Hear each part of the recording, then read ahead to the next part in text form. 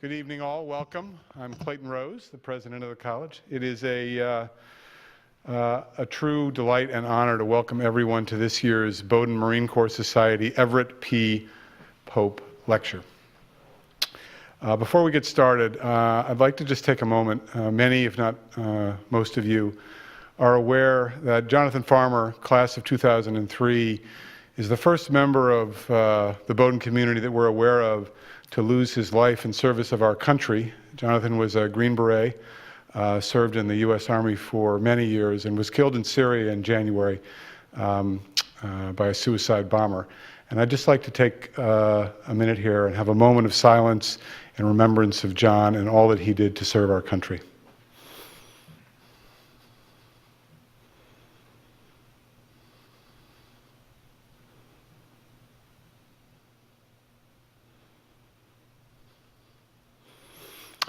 Thank you. Now, before I ask Jack Abbott to come to the stage, I wanted to say a few words about the connection between Bowdoin and the United States Marine Corps. It's one that goes back many years, strong ties historically and strong ties currently. And it's manifested itself in many ways, but there are three in particular that I thought are worth noting. The first is the establishment of the Bowdoin Marine Corps Society, which was started by Jack Abbott, Gil Barndollar, and Gordon Linke. And it has gained significant momentum, evidenced tonight by the crowd that's gathered here, and in particular a scholarship that the group has put together for Marines, their families, to afford an education here at Bowdoin. And it's remarkable work that you have done, and thank you for all of that, both of you, and to all of the members of the society who have contributed. I think you said at dinner we're now up to $250,000 on the scholarship after just a couple of years, which is a remarkable accomplishment, so bravo.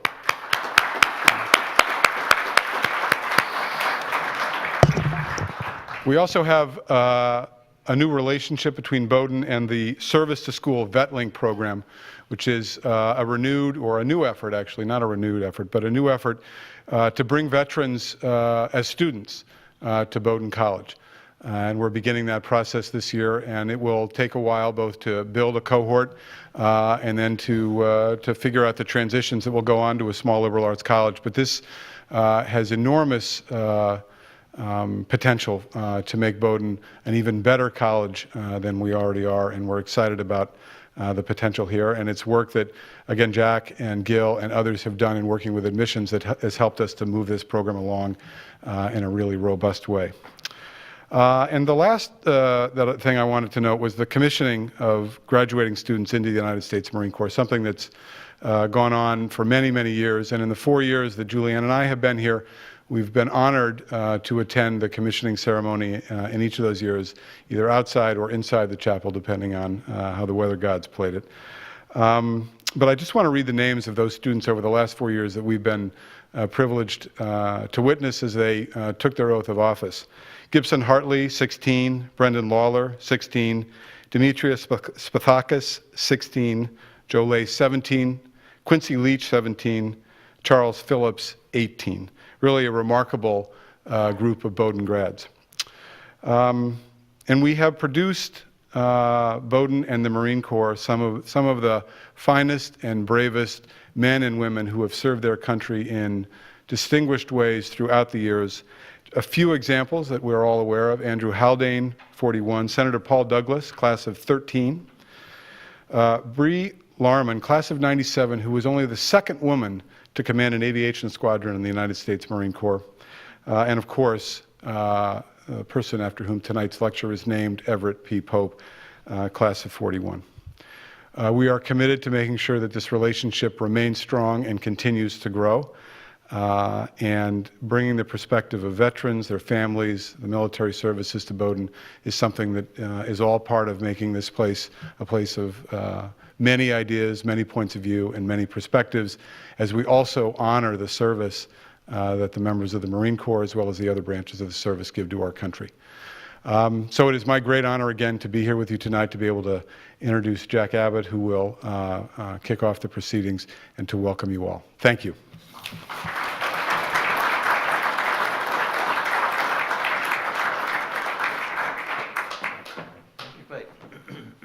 Thank you very much, Clayton. It is so great to have the support of President Rose and the other administrators of this college as Gil and I started this organization back in 2014 to connect Bowdoin men and women who have served or are serving in the United States Marine Corps and to connect them. In 2015, we established the Bowdoin Marine Corps Society Scholarship Fund to aid veterans and their children to come to Bowdoin. We've given out scholarships the last 2 years. And in 2016, we established the Everett P. lecture series to bring discussions of national security to the college campus, and also to honor Major Pope, who earned our country's highest honor, the Congressional Medal of Honor, for leading his rifle company in the island of Peleliu in the South Pacific during World War II. And now it's my distinct pleasure to introduce my co-founder, Gil Barndollar.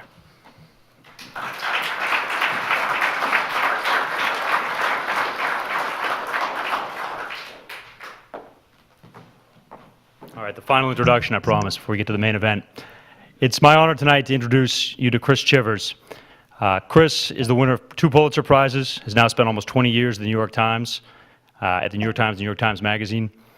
He served as a U.S. Marine infantry officer for 6 years, deploying to Operation Desert Storm and on peacekeeping duties in the wake of the LA riots. Since September 11th, he has spent most of the succeeding 2 decades as a war correspondent all over the world, in Iraq, Afghanistan, Syria, Ukraine, Libya, some places I've forgotten. He is, I think, the premier practitioner of his craft as a war correspondent and as a chronicler of the lives of American servicemen and women in combat over the last 20 years. He's the author of 2 critically acclaimed books, The Gun and The Fighters, both of which are offered outside if you want to pick up a copy after the lecture. Chris Chivers, ladies and gentlemen.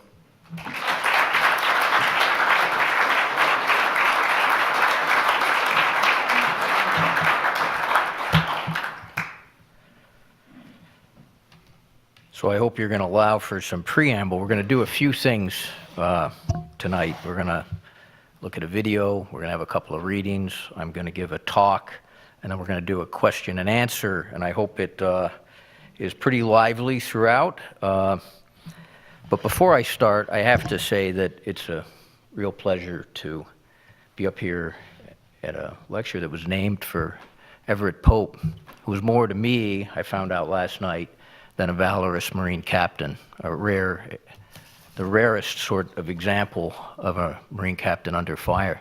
He also was an infantry officer who in World War II carried a book of poetry from World War I and annotated it as he was on his way home. I understand, Larry, correct me, annotated it on his way home with an update on the poem based on his own experiences in World War II, in which he was critical of his commanding general, who had, he believed, it appears from what he wrote, had squandered some of Everett Pope's Marines' lives. That aligns perfectly with a lot of what I'm going to say tonight. There's a serendipity to it. I discovered this last night at Larry's house when he showed me this aged book of poems and allowed me to photograph some of the pages and annotations that his father had made. I also should say I served in the same regiment as his father, about 50 years later. This kind of symmetry is rare and pretty special. I'm very pleased for that. Now I've got a little more preamble I'd like to go to before we get on to my actual reading, and that is pretty simply a thank you for you, Clayton. Clayton Rose and the larger Bowdoin College community for understanding the importance of your college's tradition of military service and your support recruiting veterans to the incoming classes. Those of us who served often have conflicted, and in my case, I should declare it, deeply conflicted feelings about the American wars of our times. And we struggle at times to find our eventual places in the society that we return to. But we're Americans, and we believe deeply in our country and in the ideals of service. And our experiences in uniform provide lenses for examining our society and its actions abroad, along with fostering work ethic and ideals of public service and shared labor. And your recognition, Clayton, of veterans' place in your community, as alumni, as we have here, or as students, as we have here, shows a commitment to diversity and community richness, and is a win for, I hope, the veterans here and the community alike. So thank you. Now I have one more preamble, and that's to thank you who came here. Why? For about 20 years now, I've labored in this lane of public discourse about wars, about our wars. I happened to be present by chance at 9/11 when the planes came in, and I was very quickly after that in Afghanistan and then in Iraq months before the invasion, and ever since this has been pretty much the primary professional feature of my life.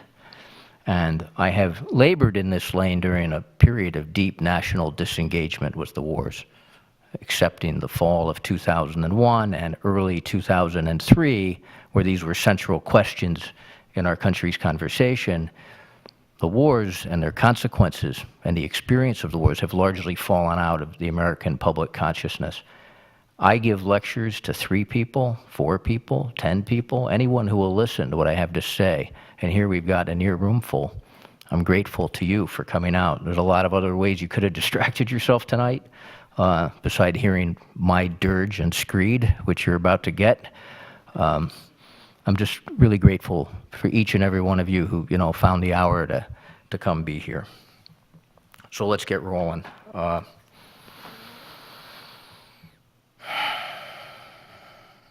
I've got a pretty simple umbrella thought. The history and the public discourse of war, in my view, in this country, contains too much general and not enough sergeant. This evening, I'm going to ask you to think through and watch and hear what I'm going to read to you, the experience of sergeants and people near sergeants. By that I mean the lance corporals and the warrant officers and the lieutenants, the people, the men and women who actually fight and suffer in America's wars, who actually know what the wars are, and whose stories and perspectives are often overwritten by official bullshit. I'm going to submit to you, and hope you'll agree, that their perspective allows for more than empathy, which I invite you to feel.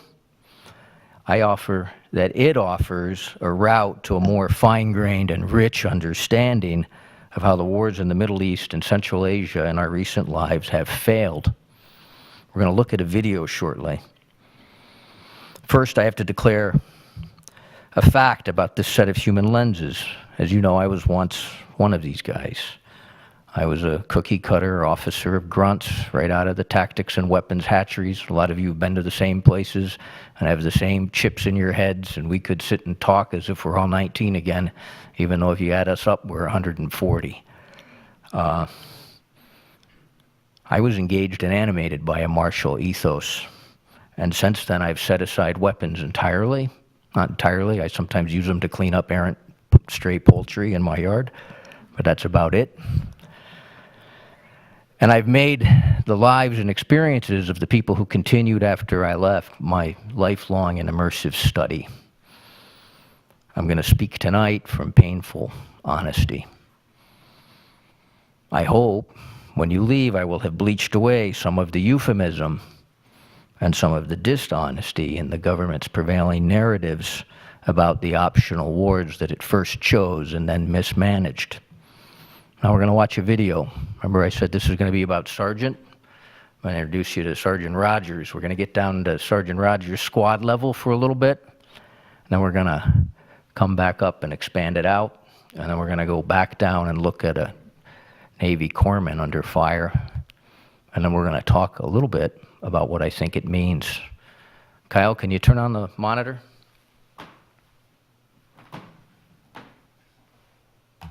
Come on. They're right there. How do I blow this up? Let's go. Move, move, move, move, move. This is C.J. Chivers of the New York Times.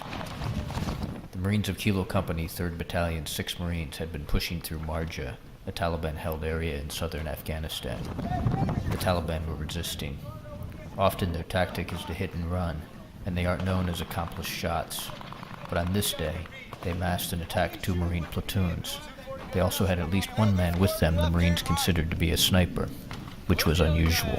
Hey, Bennett, the tree line in between both the buildings. Look at the tree line right in the middle of that. Deep where those impacts just were. They're squirting both ways. The squirters, as Sergeant Brian Rogers, a squad leader, called them, were Taliban fighters a few hundred yards away, trying to escape across the open steppe. The sergeant ordered several Marines, including Lance Corporal Travis Vaccolo, who was 20, to suppress the Taliban positions with gunfire. I want you low, though, Colo. I got it. Hey. At least one sniper, maybe more, was adjusting his shots. He'd almost determined the range and was overcoming the stiff crosswind. Listen closely as bullets pass overhead from a rifle heavier than a Kalashnikov. Coming right over. The Taliban usually shoot poorly. Not today. Sometimes in a firefight, inches matter.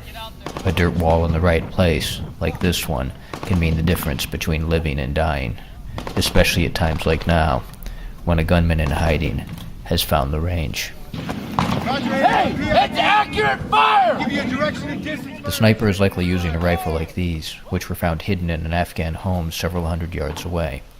They're Lee Enfields. One was made in 1942. In the right hand, it's still deadly. The Marines here were working on a clear, an early step in the phases that now define American counterinsurgency doctrine. The goal was to push the Taliban out of the area so that government might be established and security transferred from American to Afghan hands. They expected this fight. They expect more. In a lull, Sergeant Rogers ordered a Marine to fire a smoke grenade near the presumed sniper position. Not too far. You're marking a building. Hit him. Yeah, that's good. That's a good shot. That's money. Its plume will mark for incoming air support. The sniper replied. Oh, he didn't like that, did he? That pissed you off a little bit. This is 2-2. I got green smoke on the ground in front of the building we're taking very effective fire from. How copy? Afghan troops fired rocket-propelled grenades. The return fire built. They're accurate. It's not a target. It's got to be a sniper.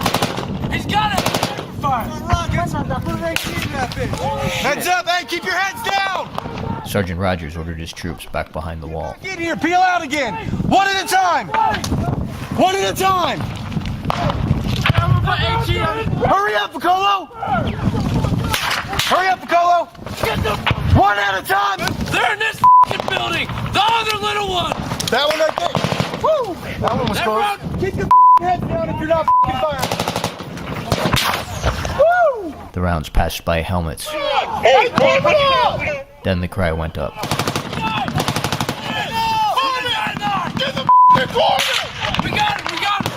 A Marine had been hit. Keep your arm lifted. It's Lance Corporal Vaccolo. Though he had barely been exposed, Lance Corporal Vaccolo had been shot through the shoulder. His bad luck was mixed with good. The round missed the bone. This was his second combat tour. He's the son of a Vietnam veteran. At first there was dread, but as his friend sensed his luck, the jokes began. That looks really cool. Vaccolo was lucid. He gave his medical tagging information. KV 4647 OPAWS. What is it? KV 4647 OPAWS. Had the bullet struck Vaccolo an inch to the right, it would have shattered his shoulder joint, changing his life. 7 OPAWS. 8 inches to the right, it would have found throat. He's okay. He's back on his gun. 1 instant of good fortune means little the next.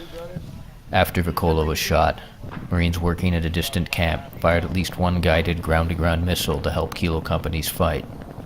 The ordnance did not hit the compound from which these Marines were taking fire. It hit another, nearby, several hundred yards to the left. At least 12 Afghan civilians were killed, including 5 children. An ugly day turned uglier for everyone involved and presented the Marines in Marja with a fresh challenge when the fighting would finally let up. Then, they would be seeking civilian support. You turn that off, Kyle, please? Thank you. So, all of you had the experience before of having a camera die on you because the battery went dead. My battery went dead not long after that. So I'm going to have to read you what happened, a little bit about what happened inside that building that got hit and what these Marines saw after my tech ran out of electricity. Around Captain Biggers, the company commander, dozens of Marines faced the smoldering rubble, watching. Someone stepped out of the compound's door. A few Marines fired. The range was long, the bullets missed. The survivor froze in clear view. She was a child. She stood motionless, coated in dust. "Cease fire," someone shouted. "It's a kid. Cease fire." Marines fell silent. For a moment, the girl looked stunned. Then she ran, bolting straight toward her home, Building 187 on the Marines' maps, which was about 400 yards away and full of Marines. She covered the distance quickly, dashing across her own yard. Marines met her at the compound door. Her face was smeared with blood. Her clothing was soaked in more. The corpsman put her on a table and looked for wounds. Her only visible mark was a small scratch on her face. The blood on her clothes had come from someone else. Her father was brought up to the room. He was 1st Platoon's detainee. He picked her up. She clung to him. The interpreter asked questions. Who was in there? Are they hurt? Are they alive? Are there bad people in there? The girl looked terrified. She barely spoke. Corey Callistra, the company executive officer, had seen enough. He knew who was in that compound. He had seen them go in the day before. He and Lau, the radio operator, had work to do. He called Captain Biggers on the radio. "Was that us?" he asked. "About the rockets." Biggers told him that it was. "Shit," Callistra thought. "We've got CivCas," he said, using jargon for civilian casualties. "We need to get a squad in there fast." I'm not going to read the rest, but one of those squads there you just saw went across the open ground into the house, and there were about a dozen dead civilians, 5 of them children, a pregnant woman, 1 survivor, triple amputee. She lived for half an hour or 45 minutes with tourniquets on as the Marines and the corpsmen tried to save her. She didn't make it. They called for a helicopter to come get her. The helicopter was ambushed when it tried to set down in that field next to the compound and had to leave right away. And it flew over and picked up Vocolo, who you saw get shot.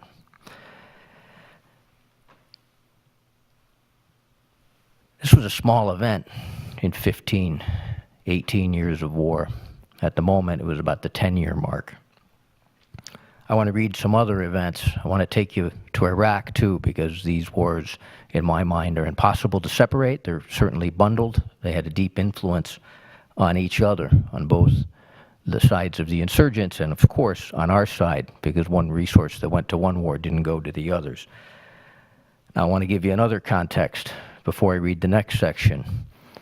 Some of you don't know what a corpsman is, but since this is a Marine club, almost everybody does. But a corpsman is the Navy's word and the Marines' word for a trauma medic, battlefield medic. Among Marines, they're more like shaman and saviors. They're revered. I'm going to read you a story about a corpsman, but you need a little context based on where I'm going to pick up. His name was Dan Worley. He was a kid from down in outside of Atlanta, and he joined the Navy thinking he'd be put on a ship. He didn't even know they had corpsmen. They made him a corpsman. Dan was a real athlete, wrestler, football player, looks like Superman. And so they put him with the Marines, and he became a combat medic, a corpsman. And he was assigned to, well, boy, we got people here, 2nd Battalion, 1st Marines. One of my old battalions is your father's old regiment, your battalion. He was assigned to 2nd Battalion, 1st Marines to be a platoon corpsman. And the company that he was assigned was working outside of Fallujah, securing the highway. and they would spend, a week or 10 days out on the highway in a series of outposts, and then they rotate back to a big base and refit and get some rest for a few days, eat some food, use the gym, clean their equipment, and go back out. The insurgents figured out the rotation, and they hit his platoon with a truck bomb while they were, a pickup truck full of explosives pulled upside and wiped out his platoon. They lost a third of their platoon in one blast. They had only a few weeks left in the country. The platoon was declared combat ineffective, and its remaining and surviving Marines and sailors were scattered to other platoons in the company, which is where we pick up when Joe Dan was assigned out back to the field with about a week or 10 days left on his deployment. This is going to take a little longer to read, but I want you to have a sense of who the people who've worn your uniform are and have been under fire while much of the country over the last near 20 years wasn't paying attention. I'm going to pick up right where Whirly comes back after having evacuated 9 dead Marines, and he comes back to his base, which was called Camp Bahariya, and begins his period of grieving. Whirly was blood-soaked, exhausted, and enraged when he arrived back at Bahariya, but he knew he had done what he was supposed to do. He had found his reason for being in Iraq. For 10 days, the survivors of Pale Rider 3, that was his platoon's call sign, remained on the base. Their platoon was deemed not combat ready. Lieutenant Zirkle, Whirly's boss, had been evacuated from Iraq, leaving the platoon without an officer. It was mid-September, and the battalion's deployment in Iraq was almost over. It was due to leave the country within weeks. Fox Company dissolved Pale Rider 3 and assigned its members to other platoons. Whirly joined Pale Rider 2 and prepared to rotate back out to the highway. The platoon left Bahariya on September 17th for the outpost. It was Whirly's first time outside the wire since the suicide attack. He arrived to tension. His new commander was simmering. The platoon was beset by radio troubles, and the lieutenant was struggling to talk with the company and the battalion. A call came in that a Marine at Post 3 had cut open the back of his right leg. He needed a corpsman to examine the injury and decide on treatment. The platoon's longtime corpsman, Petty Officer 3rd Class Michael Meany, was on a satellite phone call with his mother. Whirly was glad. He wanted to escape the stress around the lieutenant and volunteered to ride to the sandbag post to look at the Marine's wound. The cut was deep. The Marine needed stitches, which meant Whirly and the rest of the patrol would need to drive him back to Bahariya, about 40 minutes away. The Marines loaded 4 Humvees and set out. The Humvees were not properly armored. Near the first bridge, a civilian car sped up behind them. Whirly was in the rear truck. The Marines waved at the driver, warning him off. The car kept coming. It was getting closer, ignoring signals to stay back. Less than 2 weeks before, a truck bomb had detonated beside Pale Rider 3. The Marines now were on edge. The gunner looked to Whirly, unsure what to do. When the car was about 50 yards away, Whirly gave the word. "Engage," he said. The gunner opened fire. The car veered as bullets struck it. It hit a guardrail and stopped. The first Marine truck was driving over the bridge. An explosion rocked the air. Away from the disabled car, from another direction, Whirly spun to look forward. The Marine's second truck had been hit by an improvised bomb on its passenger side. The device had been hidden on the bridge. The other Humvee stopped. Whirly zeroed in. Smoke poured from the truck. Nothing else seemed to move. He grabbed a 40-pound trauma bag, scrambled from his Humvee, and sprinted yet again. He ran onto the bridge and out into the open and into the next stage of the trap. Whoever was watching waited until Whirly pulled even with the second bomb, which was embedded in the guardrail. It exploded about 10 yards to his right. Whirly felt heat, pressure, and shrapnel as the blast blew him sideways. Pressure wrapped around him. His big frame felt inconsequential, a feather hit by a puff of air. Then he was heavy. He hit the blacktop at an angle facing about 45 degrees left of the direction he had been running. His ears rang. His mind, buzzing, was unsure what had happened. He relaxed. For some time, Whirly was not sure how long. He did not move. Smoke drifted downwind. His thoughts were peaceful. almost spiritual. I'm as good as dead, he thought. It's out of my hands. Until he landed on the hot asphalt and began grasping what had happened to him, Whirly had not realized how exhausted he felt, how draining the experience of Iraq had been, and how vigilant and edgy all of it had left him. Now was different. Now was better. Things had spiraled so far out of control that he was no longer stressed. The blast had delivered to him something he did not know he had wanted. He welcomed it as it washed over him. It was relief. I've done everything I can, he thought, and there is no more burden to perform. It did not last. Whirly felt part of himself, waking. Other thoughts rushed in. I need to roll over and see if I'm going to die. He forced his buzzing mind to think. His training kicked in. I need to see how bad it is. The pain had begun. It pulled him further towards alertness. He saw blood spreading on the road in an expanding stain. This was his blood. Chunks of hot metal had hit him. He needed treatment. He realized he was in the kill zone, which meant he would have to treat himself. He started the inventory of his wounds. He lifted his right hand and ran it over his face and neck. No bleeding there.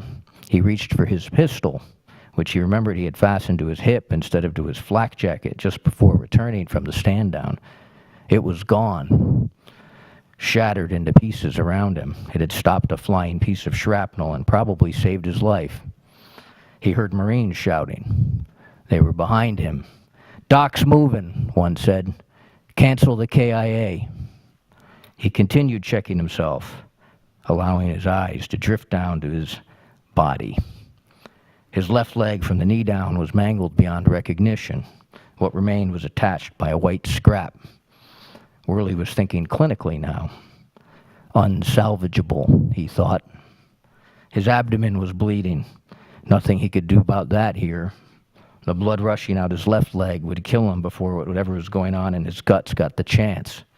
He sat up, hearing the same adrenaline-fueled shouts he had recognized from so many other patrols. His Marines were securing the bridge, coming for their wounded and their dead. Whirly needed to do his job, this time on himself. In his right cargo pocket, beside the thigh of his intact right leg, he kept a tourniquet they had put together in Field Medical Service School. He had carried it on every patrol. It was a simple life-saving device made from a broom handle, a grenade pin, and a green field dressing. It was a talisman, his charm. He pulled it from his pocket. Now was its time. He leaned over his ruined left leg, fastened it tight over the meat above the knee, and twisted the broom handle, mashing his quadriceps against his femur, cutting off blood flow. He had little time. He had to get this done or die. A sergeant called him. "Do you need someone?" Whirly's senses had returned. He knew he was the trap. Maybe he was its bait. The tourniquet was in place. "No," he shouted back. He flopped sideways to the ground and rolled onto his stomach. He could not walk, but he could try to crawl. He started to pull himself over the ground, chest down, with his arms, through the puddle of his own blood. He wondered if he could reach the damaged truck. He had not seen anyone come out alive. The exertion of crawling raised his heart rate, causing more blood to flow from his wounds. "I will kill myself doing this," he thought. The bombs had triggered a response across Pale Rider 2. Marines from Post 2 were speeding to them in trucks. They ran out of the bridge, into the blast sites, toward him and the smoldering wreck he had never reached. Marines in a Humvee with Doc Meany pulled up to the damaged truck, removed a wounded man, and then rushed to Whirly. Hands grabbed him, dragged him clear, and lifted him onto the truck.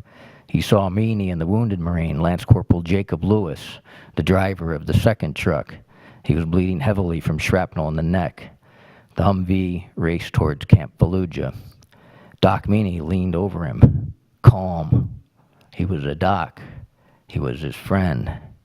"You're leaking, brother," he said. Whirly looked at his mangled left leg, the torn and blood-soaked pants. Blood still seeped. He was disgusted with himself. If you're gonna do something right, putting your own tourniquet on better be that thing. He gritted his teeth, and he and Meany gave the tourniquet 3 more twists. Meany was also examining Whirly's right leg, which had been hit by shrapnel and was bleeding too. He took a second tourniquet from his bag and tightened it to the right leg. The bleeding slowed, then stopped. The Humvee kept driving with Lewis beside him, holding a bandage to his own neck. Meany chatted with Whirly as he worked. Next, he tried to get an IV started, but couldn't. He felt guilty. Whirly was horribly wounded and in shock. And Pale Rider 2 was Meany's platoon. And ordinarily, it would have been him treating the Marine who had cut his leg. It would have been him in the ambush. But he was on the phone. And so now he was keeping Whirly calm and talking about Whirly's daughter, Abigail Magdalena. She was 3 months old and had been born while Whirly was here. Meany spoke of Angel, Whirly's wife, and how Whirly would see her soon. Through the haze of shock and blood loss, Whirly knew that what Meany was doing. He was functioning on multiple levels as a caregiver, a victim, and someone who understood exactly how the situation worked. Marines who survived bomb blasts often acted according to pattern. First, they would see if they were alive. Then they would seek their weapon. Then they would ask if their genitals are still there. He'd gone through the first 2 steps. He loosened his pants. He looked. There were no apparent wounds. The Humvee drove on.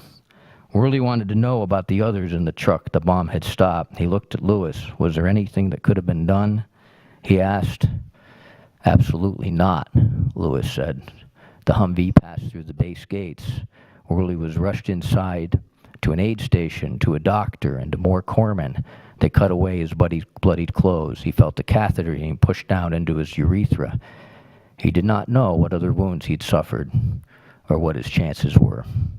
He was losing consciousness to anesthesia, unsure whether he would wake again, knowing that if he did, he would be an amputee.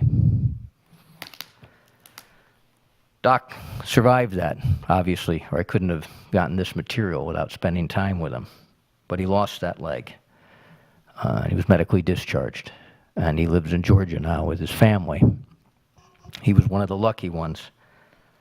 I want to talk now about these 2 events, and I want to put them in a larger context like this. Since 2001, approximately 3 million men and women have served in the armed forces in Afghanistan and in Iraq. People like Ryan Rogers and Travis Vaccolo and Michael Meany and Dan Worley. They did not make policies. They lived within them, which is a polite way of saying that they were stuck in the messes that their leaders made for them. And the policies and the doctrine and the ideas behind these wars ultimately cohered into wars that were incoherent and did not succeed, even though the first and last ideal, the diminishment or destruction of Al-Qaeda, and now its homicidal stepchild, the Islamic State, was and is just. But the years under which these wars have been waged are a profile of collective failure, secrecy, and institutional cover-up. And by failure, I mean large-scale and lethal. And I mean this on the Pentagon's very own terms. I'm not going to make up terms for assessment. I'm going to use the Pentagon's own metrics. Those of you, as you hear me now and you're thinking about heading to the exits, probably want to know my politics, so I'll declare them. I'm not a member of any political party. I'm not affiliated or a fan of any of the 3 presidents whose administrations led these wars. I don't wear a political jersey at all. I'm not red, I'm not blue, I'm not Obama, I'm not Hillary, I'm not Trump, I'm not Bush, I'm not Cheney. I'm separate from all of them. So if you're trying to categorize me, you can't, because I don't go there. But I'll say this. These wars, led by these 3 presidents and both the parties and all the Congresses since 2001, have been characterized by mission creep and strategic drift and tragically flawed expectations. You'll also find, as a former Marine, I reserve some of my harshest criticisms for my own service. So I can say these things, and have said these things, to people of my own tribe, including its senior leaders. Tragically flawed expectations let's state and measure how we did against our own explicit expectations. The global war on terror, right? That's why we launched these wars, reduction of terrorism.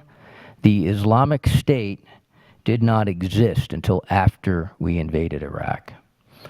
It formed and metastasized and then spread beyond Iraq in occupation and has since fostered terrorism across much of the world.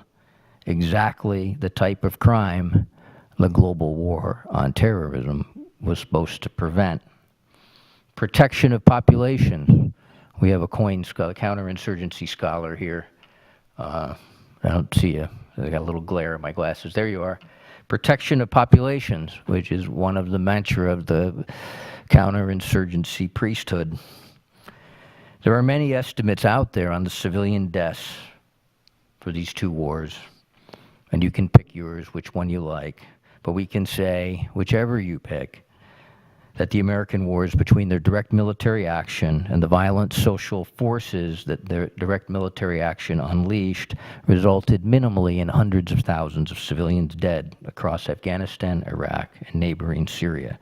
This does not count the wounded, who existed many times that.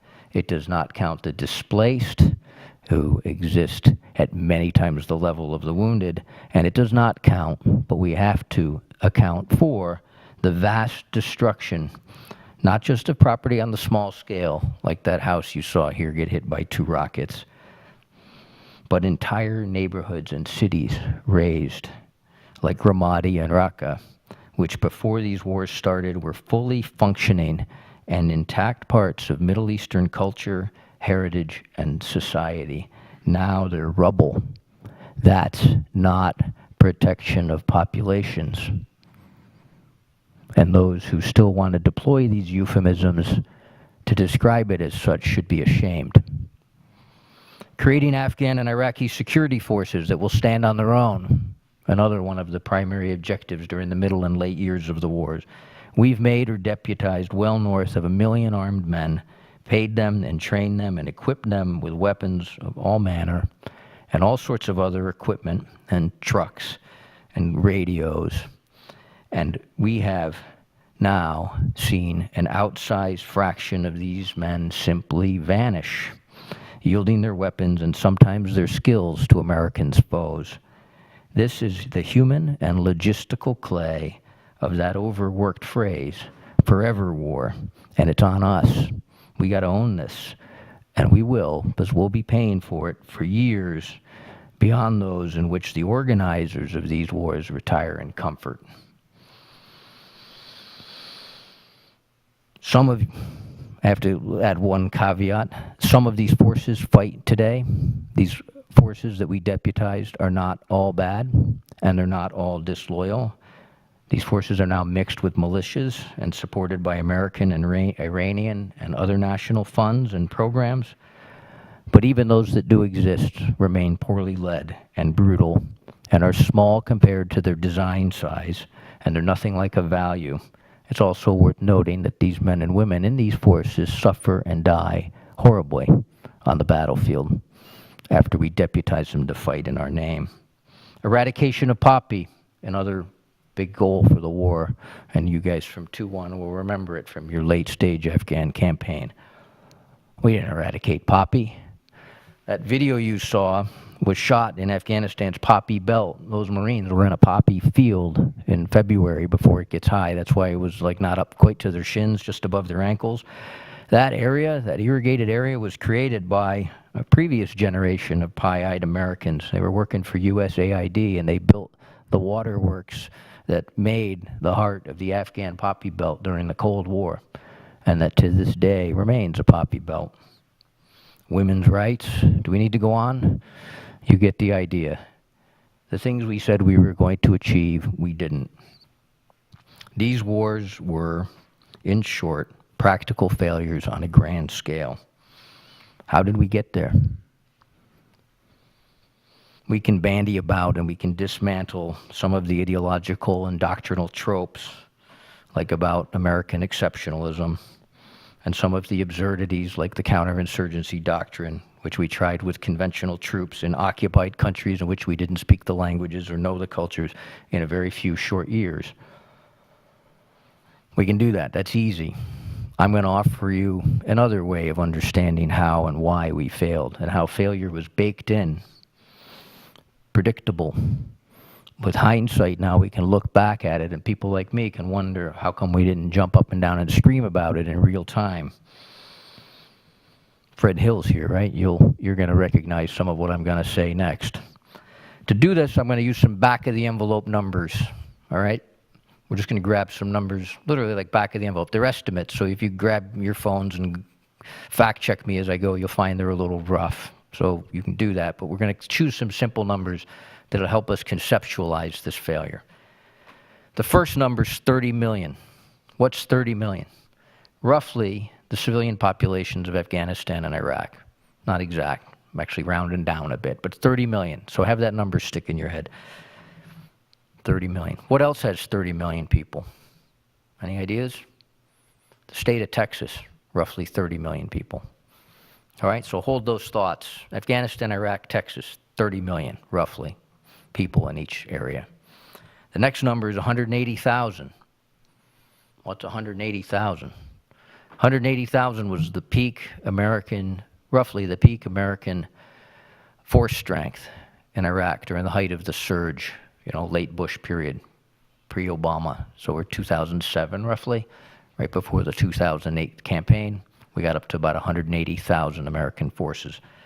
100,000, that's your third number. We're only going to use 3. 100,000, what's that? That's the rough peak American troop strength for the forces in Afghanistan during Obama's first term.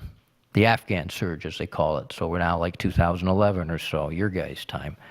We peaked at about 100,000. All right, let's do those numbers. 30 million. Let's take Iraq out of it. Let's take Afghanistan out of it. Let's just talk about Texas.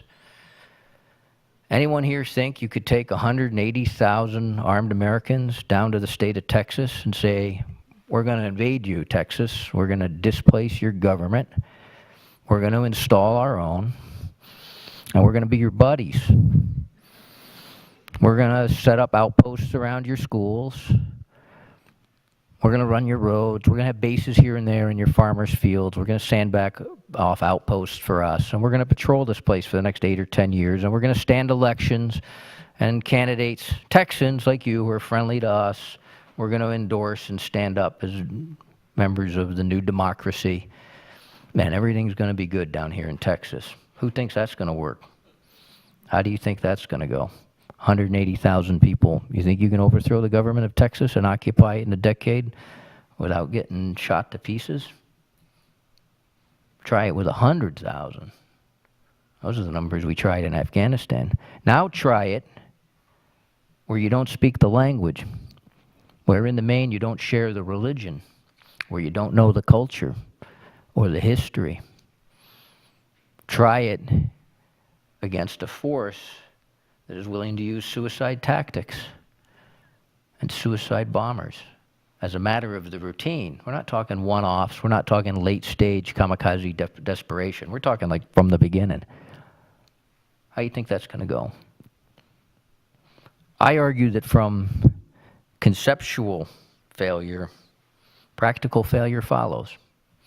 These were conceptual failures at the outset. Remember, we didn't get to 180,000. That was during the surge. We tried to do it with a lot less.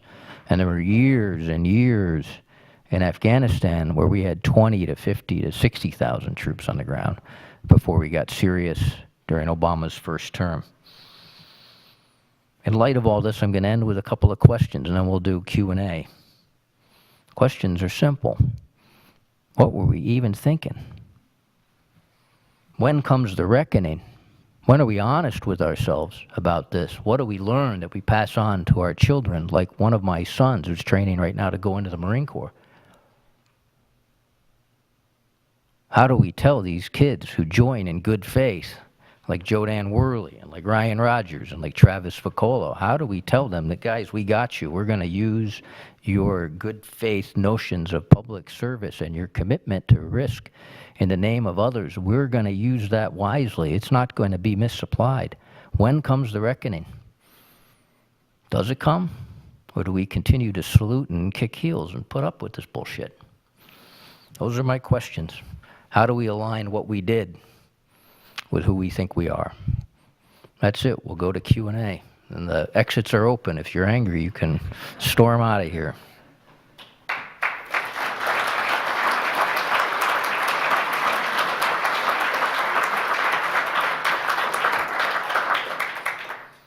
And Larry, this is why I like your dad and his affinity for poetry. A lot of the answers are there. Who wants to go first? Go ahead, Fred. I guess we have microphones, right, Kyle? I'm supposed to tell you. I see them now. We have microphones. Okay. I don't know if they're portable or if you got to walk to them.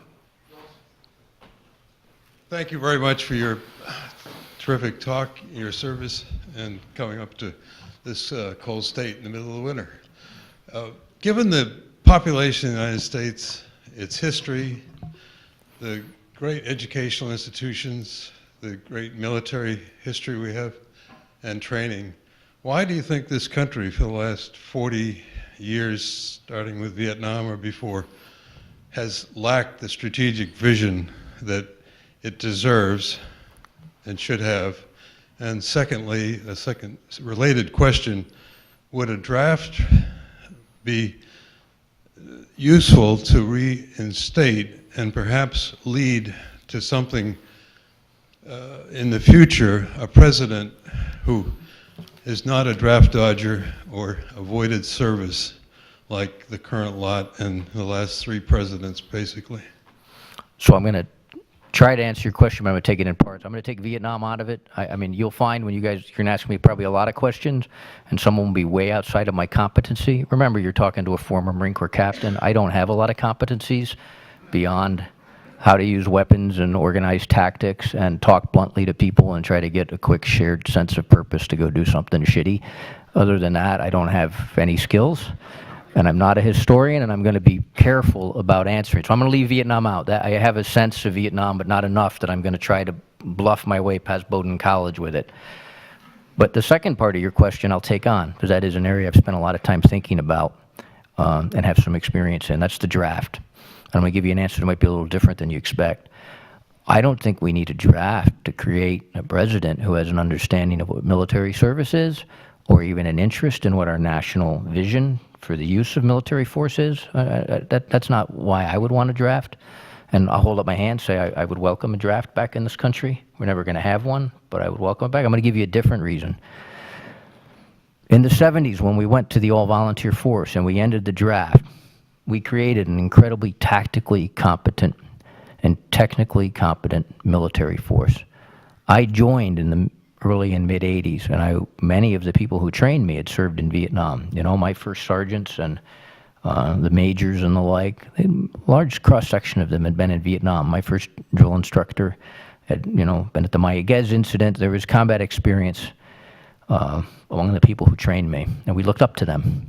We knew that they knew things that we didn't, so we listened to them. And they used to say, man, you are so lucky you joined now and not when I joined, because during the draft, we had a lot of people who didn't want to be here, and it was really hard to lead these platoons. And now we have an all-volunteer force. It's still hard to lead the platoons, but it's a lot easier because everyone shared the desire to come into this organization. The other thing they said, it was, now we have your analysis, so we're not all stoned, so it's a little easier to run the thing. But I took that on board. These people knew what they were talking about, and the military that began to really coalesce in the 80s was different than the military that staggered out of Vietnam in terms of its mentality, because it had a shared sense of service. Everyone volunteered. And so for years, that was my assessment. I believed that the all-volunteer force was good. I now, in my 50s, think I was terribly mistaken.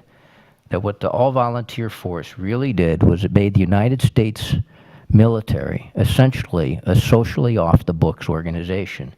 3 million people were the numbers I used, roughly, went to Afghanistan or Iraq. 3 million people, about 1% of the country, less than 1%. Let's expand the number out. So we include spouses and children and lovers and siblings. You know, the people immediately in the circle of someone who's in Afghanistan or Iraq are in many ways directly affected. It's almost as if they're in Afghanistan and Iraq too. We still probably don't get to 10% of the country at a real stake in these wars. How do you fight a war with a 10% buy-in from the society? The problem with these wars, in my view, as you noticed, I mean, I'm indelibly empathetic to the troops and permanently angry to the organizers of the wars. That's not cognitive dissonance. Most of the people in were at the bottom. They're all like 18 to 25, 18 to 30. Those are the people who really fight the wars and take all the risks. I'm with them. And I've learned I'm against the people who sent them where they sent them under the reasons and ideas that they sent them there.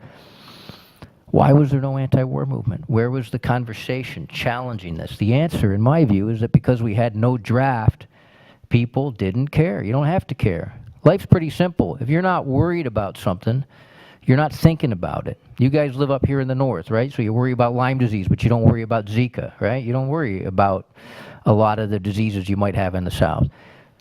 The way the country's set up right now, socially, the only people who go to war are the people who volunteer to go to war.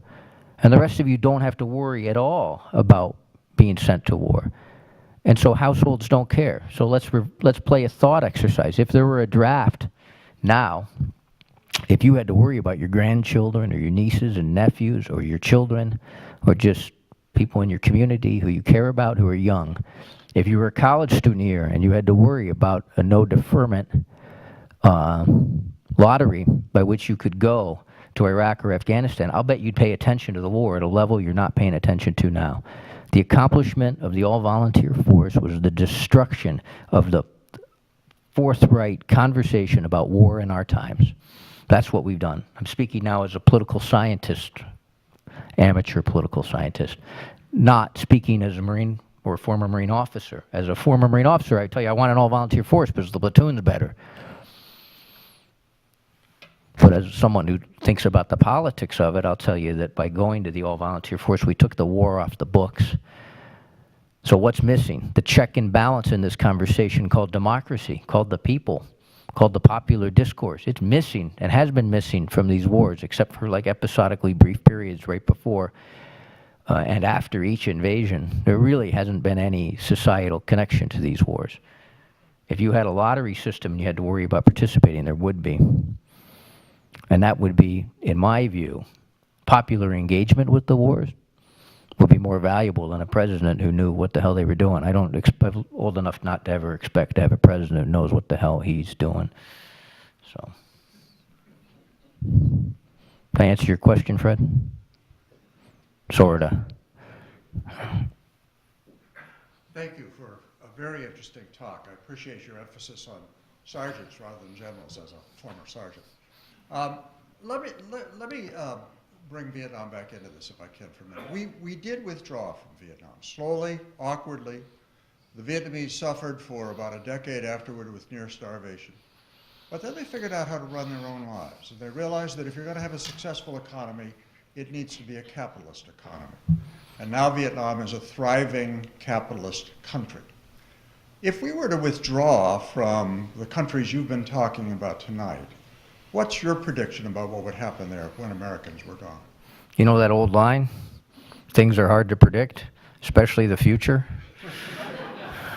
I'm going to give you a real honest answer that's rooted ideologically in how I have to work. I try to stay out of the prediction business. I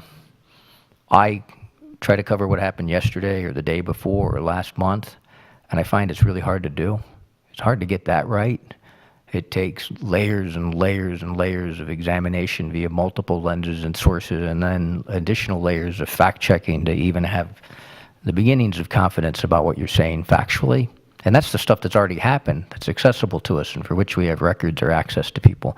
I can't look out into the future. I've tried in the past, and I often was wrong, mostly was wrong. So I don't know what would happen in Afghanistan and Iraq. And people often ask your question a different way. They say more broadly, what should we do?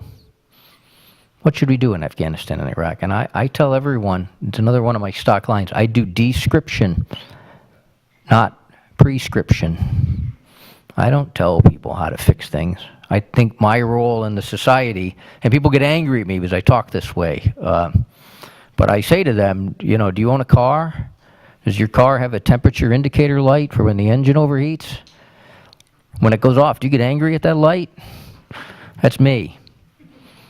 I'm just the light on your dashboard saying this engine's pretty damn hot and you might want to pull over and think about what you're doing. I'm not the mechanic who fixes it.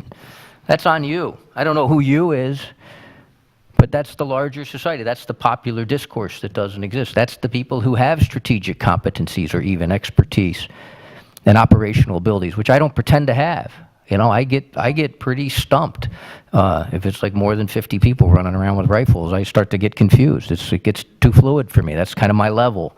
I can tell you that those 50 people running around with rifles in groups across the past 15 years set out to do good things in good faith, and because of the way we deployed them, they didn't manage to succeed at that, and we probably want to do it differently next time.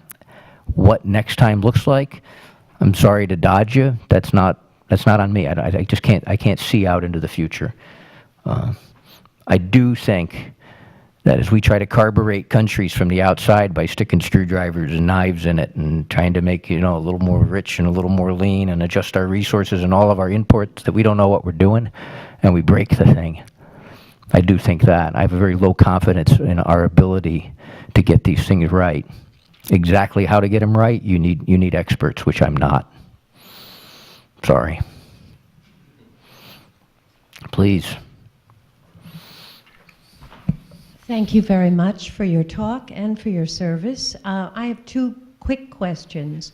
One, since you've been critical of generals, are there any generals you admire? Are there any policy makers from whom we can learn how to think better about the future?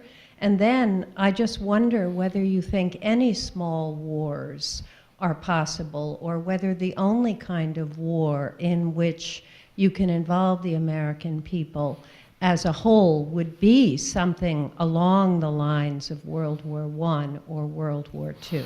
Are you willing to sit Thank there you. while I try to answer? You're going to have to come back. I'm going to answer one question. I won't remember the other. I'm not that good. So you're going to have to ask you to restate. I'll answer the second. The generals and then the wars, larger. Let's do the small. wars first. I'm not a pacifist. I do consider myself at this point in my life a humanitarian, but there are circumstances in which I would fight again, and in which I would encourage my sons and daughter to fight. I have 5 children.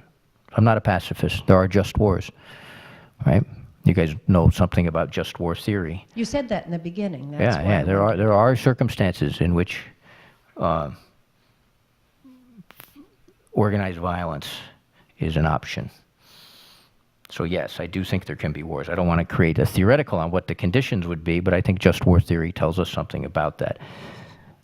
Second, about the generals. So this is going to be a more complicated answer. So you've heard me talk about sergeants and people like sergeants who during these wars. Can I go sit down? Oh yeah, you can sit down. Thank you. Yeah.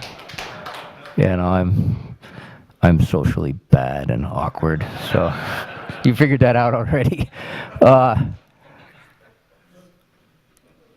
About the generals, I have a really complicated answer because you've heard me talk about this generation that I watched fight. And they were a generation behind me. They were younger than me. I was watching them mostly in my 40s, and they were in their teens or 20s.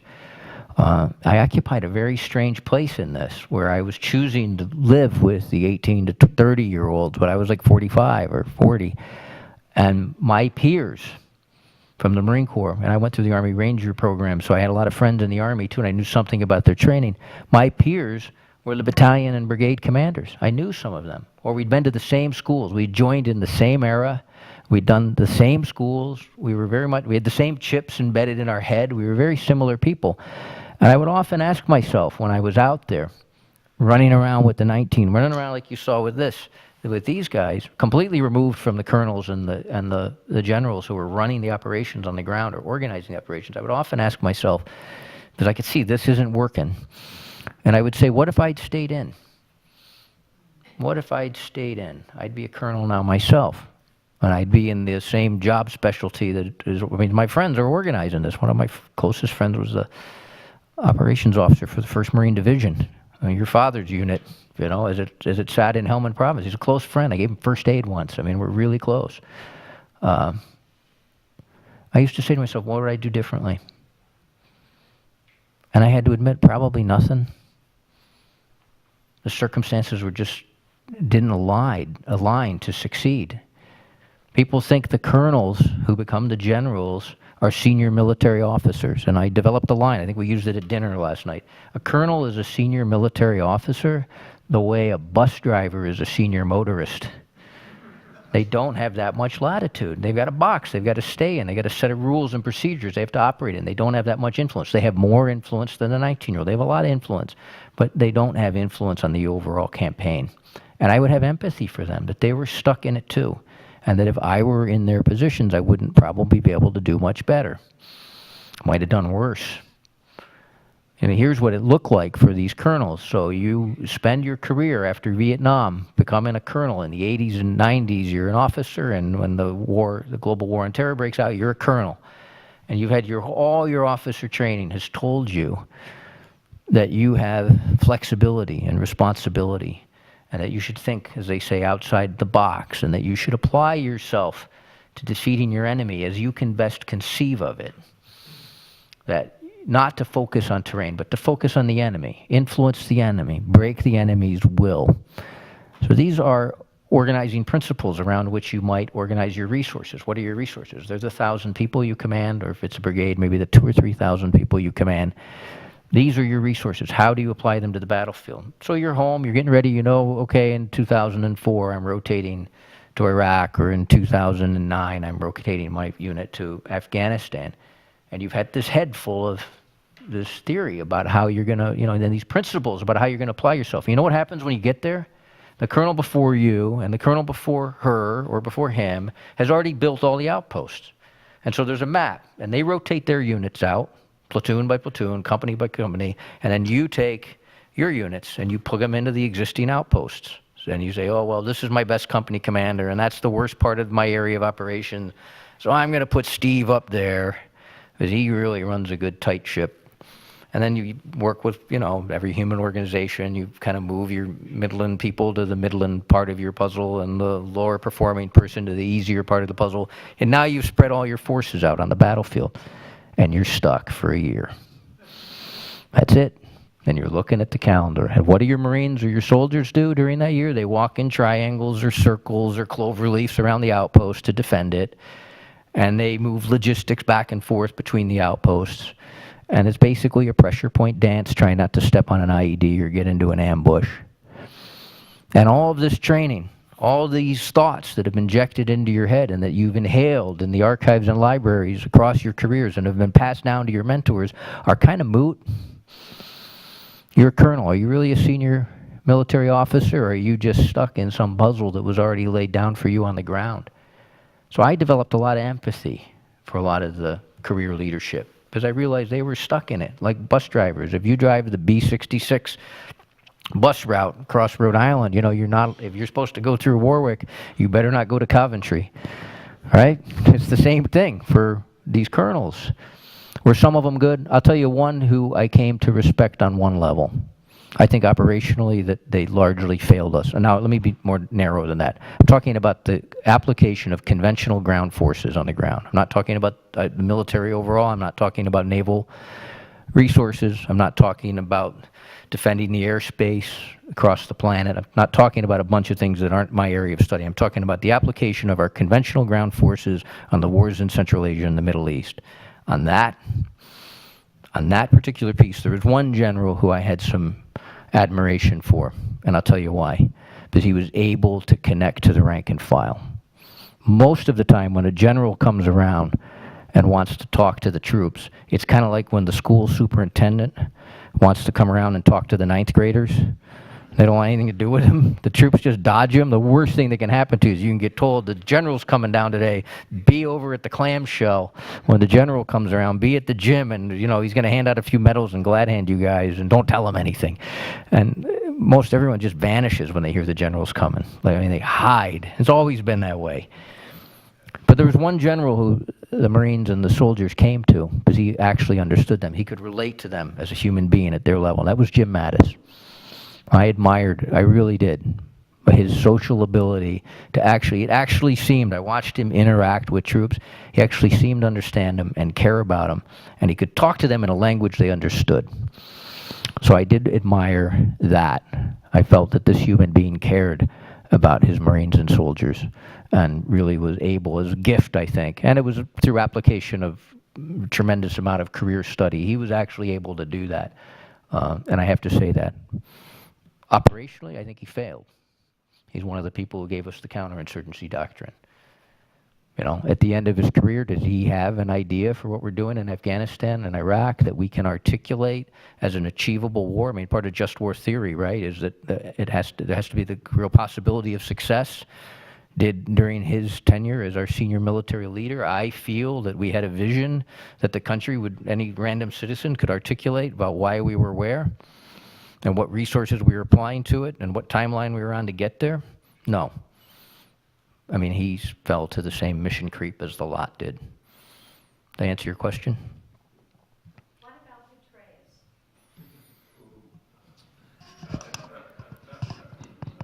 Petraeus? I take a dim view because of counterinsurgency and what we saw in Afghanistan and Iraq. Petraeus helped arm the Shiite against the Sunni in Iraq and helped. Now, the fuel for sectarian war was there, but it was also more aggressively fueled by us. And in Afghanistan, when you remember the sequence of events by which he became the Afghan commander when McChrystal was relieved after the Rolling Stone article and all that. The late Afghan war was completely unrealistic. I mean, it felt like an absolute fantastical experience to be on the ground in Afghanistan, watching these conventional forces try to do counterinsurgency tactics in a very short period of time in badlands where they didn't know anyone, they really didn't know anything. He was one of the architects of that. And I watched a lot of people get killed while we were talking with like really dishonest pronouncements about what we were going to do to Afghanistan and how we were going to transform it. I watched units go into villages that they were told really mattered, and they'd go in there and they'd kill people and they'd lose people. And then essentially, and this happened again and again and again, the senior leadership would say, never mind, we didn't really mean it, and we'd pull out of those villages. That's on him. I know he's a popular figure. I get it. I don't buy it.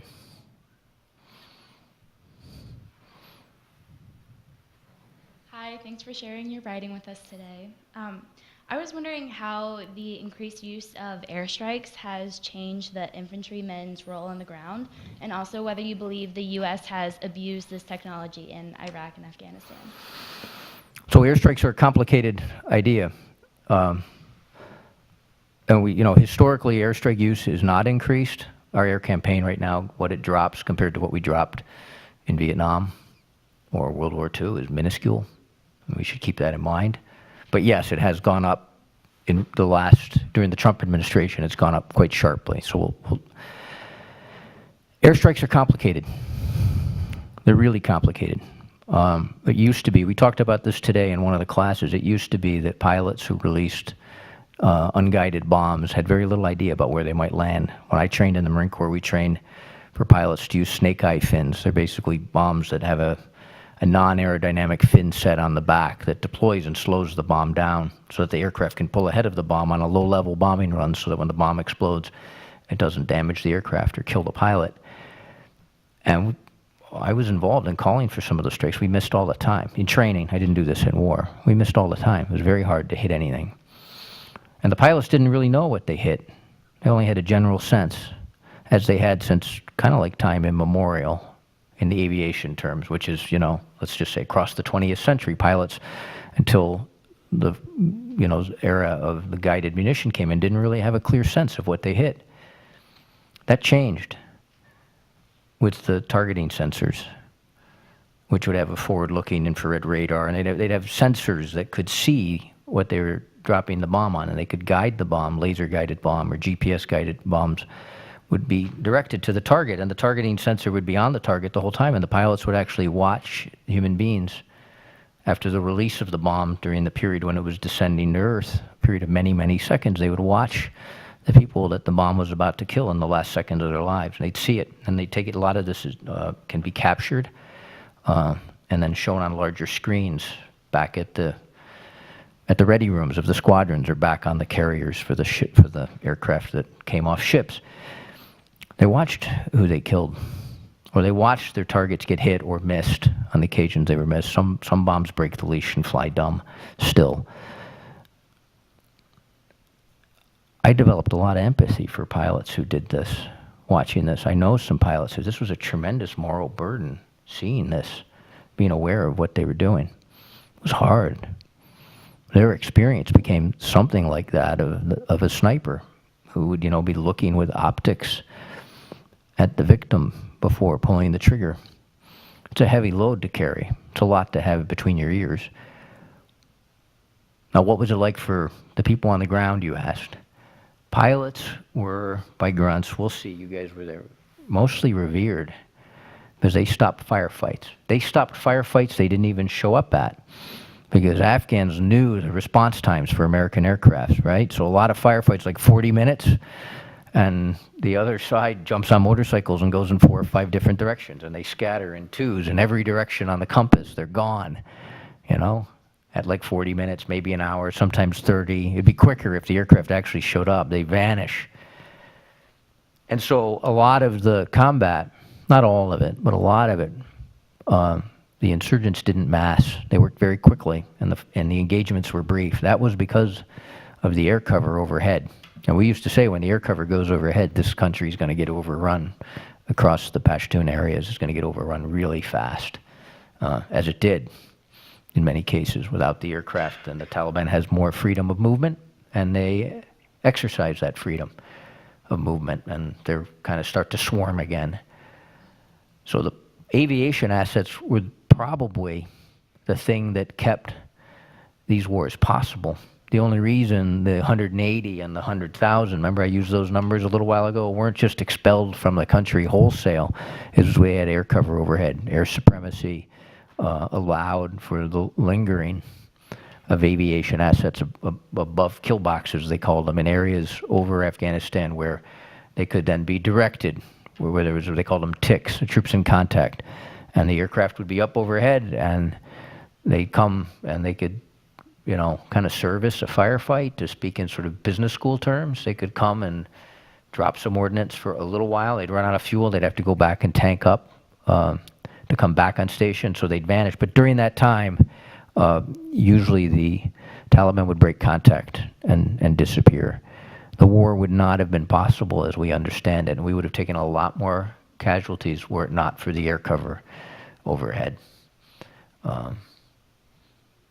They still killed a lot of civilians.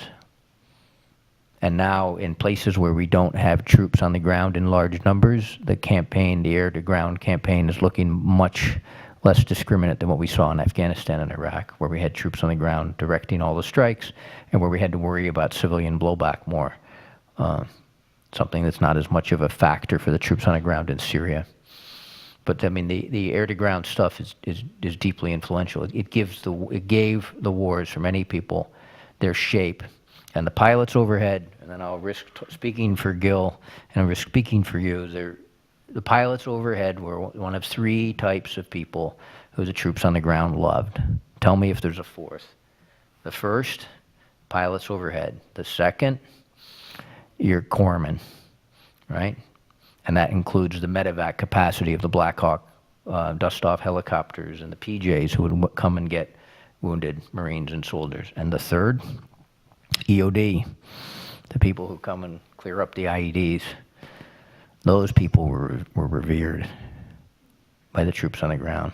They made everything possible. Is there a fourth, Gil? That's about the list. Yeah, that's the list.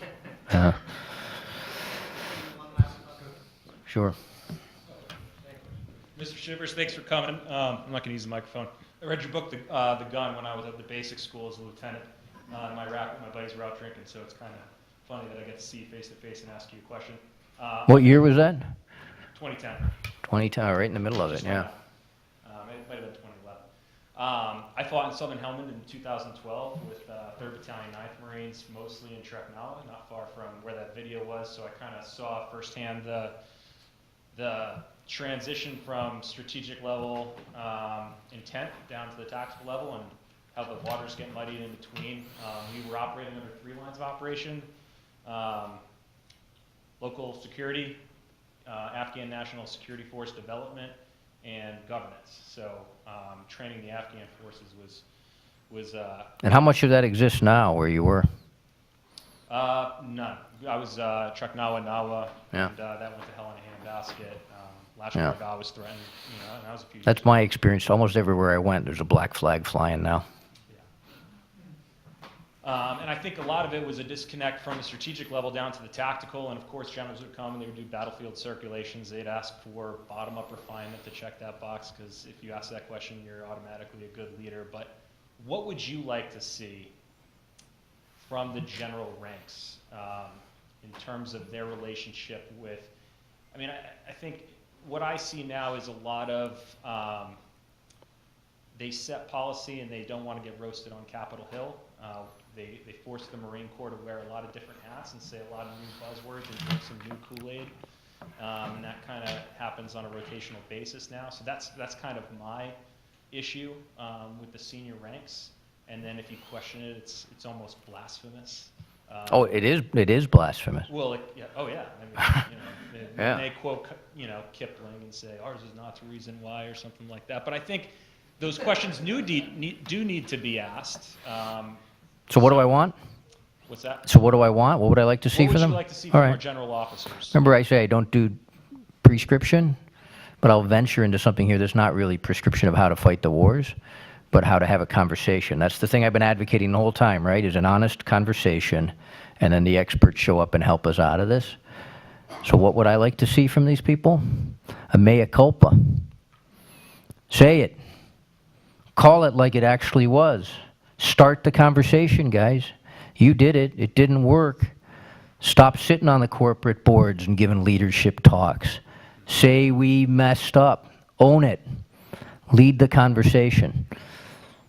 That's what I'd like to see from them. It's really easy to skate on into retirement and speak in talking points, which is what a large part of the cohort has done. No, say it. Be as candid as I'm being. You think this is easy to say this stuff? I come from a military family that reaches back from World War I, and I've got a kid training for the Marine Corps right now. I'm a creature of this system, right? I'm not an outsider. It's in my blood. Say it. Have the conversation. Have the integrity that you expect in others, and own this thing. That's what I'd like to see from them. And my second question, kind of... You're tough. backing kind of Victor Davis Hansen's call is there's been kind of, speaking of eradication, kind of a loss of military history taught in our academic institutions. Do you think that has an effect on the way that educated Americans view the world and our foreign policy implementation? I don't know. I haven't done enough thinking on that to give you a thoughtful answer. I think a lot of the conversation about war in the country does sort of focus on valor and ideas of American exceptionalism, and there's a lot of nostalgia and gloss.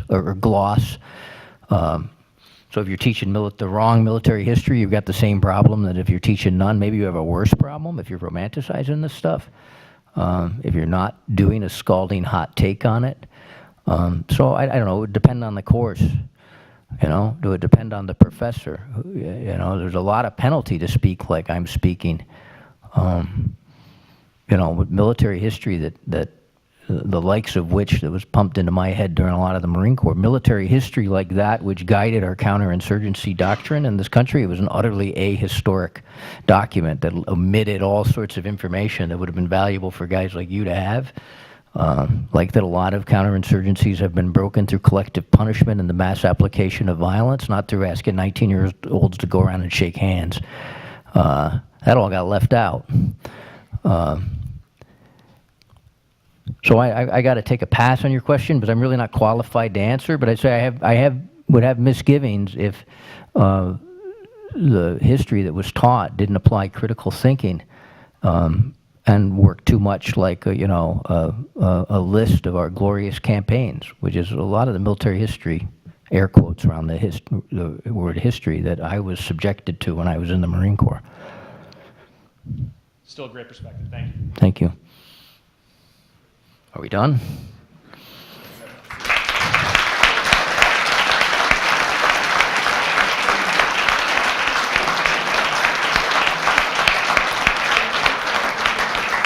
I'll talk you out. Quick question about the Taliban and the support for the Taliban. Chris, in Vietnam, there was a good deal of success of the Viet Cong was the support of the population. There's a lot of issues like corruption and other things, but people the Taliban, say that a Marine general said to me at one point during the war that getting the Taliban out of Helmand province, where you guys were assigned to work, was like getting the Irish out of Ireland. Okay, but one reads a lot that only the Taliban are only supported by 20% of the people in Afghanistan. Is that true, or in your experience? Depends on which people you're talking about, because Afghanistan is not homogenous at all by sect or ethnicity. But I would say, in my experience, it was higher than that, significantly, and it depended on the geography. In some places, it felt like support for the Taliban was near total. However you define Taliban, which is another tricky word. I defer to Barbara on that, but definitions matter. Chris, thank you again, and for a fantastic talk. I want to give you a total of our appreciation. Forward,